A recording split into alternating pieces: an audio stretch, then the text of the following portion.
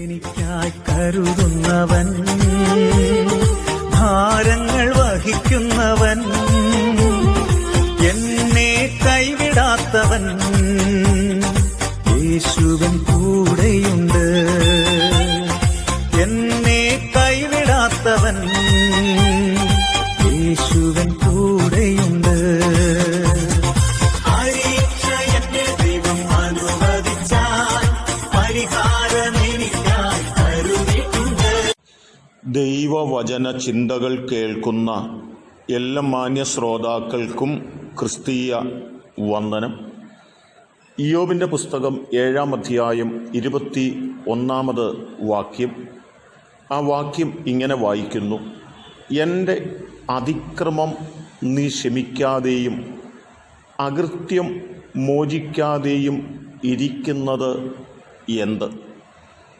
ഇയ്യോബിൻ്റെ ജീവിതത്തിൽ നേരിട്ടിരിക്കുന്ന പ്രശ്നങ്ങളുടെ നടുവിൽ താൻ തന്നെ ശോധന ചെയ്തിട്ട് പാപമൊന്നും തൻ്റെ മുമ്പിൽ തെളിവായി വരുന്നില്ല എങ്കിൽ പോലും തൻ്റെ ജീവിതത്തെ താൻ തന്നെ ദൈവത്തിൻ്റെ മുൻപിൽ സമർപ്പിക്കുകയും എൻ്റെ ജീവിതത്തിൽ അതിക്രമങ്ങൾ അകൃത്യങ്ങൾ സംഭവിക്കപ്പെട്ടിട്ടുണ്ട് എങ്കിൽ എന്നോട് ക്ഷമിക്കണമേ, എന്നെ അതിൽ നിന്നും മോചിപ്പിക്കണമേ എന്ന് സർവശക്തിയുള്ള ദൈവത്തോട് പ്രാർത്ഥിക്കുകയും, ഞാൻ ഇത്ര പ്രാർത്ഥിച്ചിട്ടും എൻ്റെ പാപങ്ങൾ എന്തുകൊണ്ടാണ്, എൻ്റെ അകൃത്യങ്ങൾ എന്തുകൊണ്ടാണ് ക്ഷമിക്കാതെയും മായ്ച്ചു കളയാതെയും ഇരിക്കുന്നത് എന്ന് ചോദിക്കുന്നതായ ഒരു ചോദ്യമാണ്.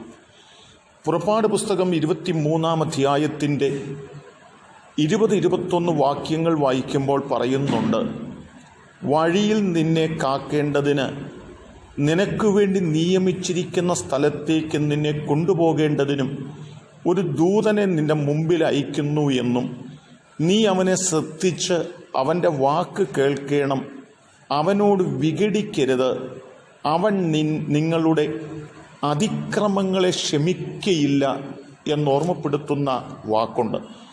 അത്യുന്നതനായ ദൈവം അകൃത്യങ്ങളെ ക്ഷമിക്കയില്ലെന്നോർത്തുകൊണ്ട് അകൃത്യങ്ങൾ പ്രവർത്തിക്കാതിരിപ്പാൻ നിങ്ങൾ നിങ്ങളെ തന്നെ സൂക്ഷിക്കണം എന്നുള്ളതായ പ്രസ്താവനയാണ്. എന്നാൽ സങ്കീർത്തനക്കാരൻ 32-ാം സങ്കീർത്തനത്തിൻ്റെ 1-2 വാക്യങ്ങളിൽ വരുമ്പോൾ ഓർപ്പിക്കുന്ന പദം ലംഘനവും പാപവുമൊക്കെ ക്ഷമിച്ചും മറച്ചും ദൈവം നൽകുന്നു എന്നും, അങ്ങനെ ലംഘനം ക്ഷമിച്ചും പാപം മറച്ചും കിട്ടിയ മനുഷ്യൻ ഭാഗ്യവാനാണെന്നും, അകൃത്യങ്ങൾ കണക്കിടാതെ നീതീകരണത്തിലേക്ക് നയിക്കപ്പെട്ടിട്ടുള്ള മനുഷ്യരെക്കുറിച്ചും അവിടെ 2-ാം വാക്യത്തിൽ ഓർപ്പിക്കുന്നുണ്ട്. യഹോവ അകൃത്യം കണക്കിടാതെയും ആത്മാവിൽ കപടമില്ലാതെയും ഇരിക്കുന്ന മനുഷ്യൻ ഭാഗ്യവാനാണ് എന്നും ആ വാക്യങ്ങളിലും ഓർമ്മപ്പെടുത്തിയിട്ടുണ്ട്. അങ്ങനെയാണെങ്കിൽ സർവശക്തിയുള്ള ദൈവം ക്ഷമിക്കാത്ത ചില പാപങ്ങളെക്കുറിച്ച് തിരുവചനത്തിൽ ഓർപ്പിക്കുന്നത് പോലെ തന്നെ അവൻ നമ്മുടെ ലംഘനങ്ങളും പാപങ്ങളും അകൃത്യങ്ങളും ഒക്കെ ക്ഷമിക്കുകയും മായ്ച്ചു കളയുകയും കണക്കിടാതിരിക്കുകയും ചെയ്യുന്ന ദൈവമാണ് എന്നുകൂടി നാം ചിന്തിച്ചുകൊണ്ട് ദൈവത്തിൻ്റെ സന്നിധിയിലേക്ക് നാം അടുത്തു വരേണ്ടതുണ്ട് എന്നുള്ളത് തന്നെയാണ് ഈ വചനങ്ങൾ നമ്മെ ഓർമ്മപ്പെടുത്തുന്നത്.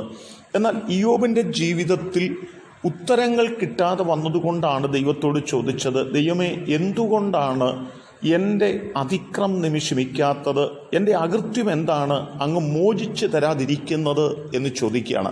എന്നാൽ ഈ ദൈവത്തിൻ്റെ വചനം നമ്മെ ഓർമ്മപ്പെടുത്തുന്നത് സങ്കടത്തോടുകൂടി ദൈവത്തിൻ്റെ സന്നിധിയിലേക്ക് കടന്നു ചെന്ന് പാപങ്ങളെ ലംഘനങ്ങളെ ഏറ്റുപറഞ്ഞ് നാം ഉപേക്ഷിക്കുകയാണെങ്കിൽ അത്യുന്നതനായ ദൈവം നമ്മളോട് കരുണ കാണിക്കുമെന്നും നമ്മെ അതിൽ നിന്ന് രക്ഷിക്കുമെന്നും ആഴമായി മനസ്സിലാക്കിക്കൊണ്ട് നമ്മുടെ ജീവിതത്തിൽ ഏറ്റുപറയേണ്ടത്, നാം ദൈവത്തിൻ്റെ മുമ്പിൽ സമർപ്പിക്കേണ്ടത്, ആ തലത്തിൽ ഏറ്റുപറയുവാനും സമർപ്പണത്തോടുകൂടി പ്രാർത്ഥിക്കുവാനും നമുക്ക് നമ്മെ സമർപ്പിക്കുന്നവരായി തീരാം. അതിന് സർവകൃപാലുവായ ദൈവം എന്നെ കേൾക്കുന്ന നിങ്ങൾക്കെല്ലാവർക്കും കൃപ നൽകട്ടെ. കരുണയുള്ള ദൈവമേ, നല്ല കർത്താവേ, ലംഘനം ക്ഷമിച്ചും പാപം മറച്ചും കിട്ടിയ മനുഷ്യരായി ഞങ്ങൾ തീരുവാൻ, അകൃത്യം കണക്കിടാതെയും ആത്മാവിൽ കപടമില്ലാതെയും ഇരിക്കുന്ന മനുഷ്യരായി ഞങ്ങൾ തീരുവാൻ ഞങ്ങളെല്ലാവരെയും സഹായിക്കണമെന്ന് ഞങ്ങൾ പ്രാർത്ഥിക്കുന്നു. ക്ഷമിക്കുന്ന ദൈവത്തെക്കുറിച്ച് ഞങ്ങൾ മനസ്സിലാക്കി ദൈവത്തിലൂടെയുള്ള ദിവ്യമായ ദൈവിക വിടുതലുകൾ, സമാധാനങ്ങൾ ഒക്കെ ഞങ്ങൾക്ക് അനുഭവിച്ച് മുന്നേറുവാൻ ഞങ്ങളെല്ലാവരെയും പ്രാപ്തരാക്കണം.